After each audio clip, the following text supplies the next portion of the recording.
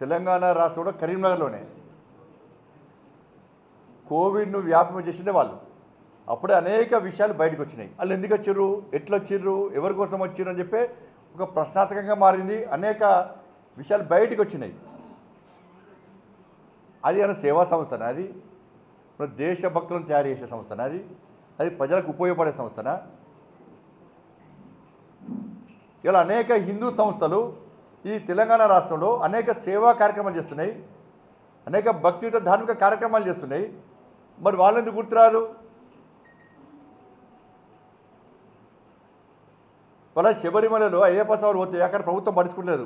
ఇక్కడ ప్రభుత్వం ఏం చేయాలి? పైసలు నిధులు అడ్రస్ లేని అక్కరకు రాని ఈ రాష్ట్రానికి సంబంధించిన సంస్థలు వచ్చి మతపరమైన కార్యక్రమాలు నిర్వహిస్తే మీరు కోట్ల రూపాయలు వాళ్ళకి ఇచ్చి దాని ద్వారా ముస్లిం సమాజానికి ఏమైనా ఉపయోగపడదా?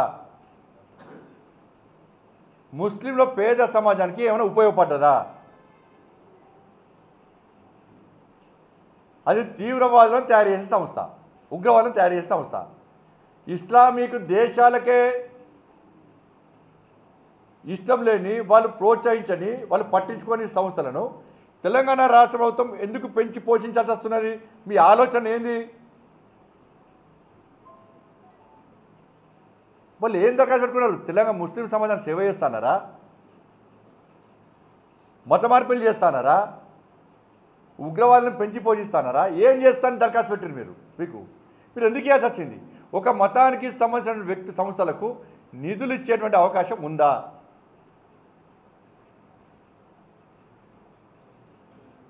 ఇస్లామిక్ దేశాలు ఈ సంస్థను ఎందుకు నిషేధించడం కనీసం రాష్ట్ర ప్రభుత్వం తెలుసుకుందా?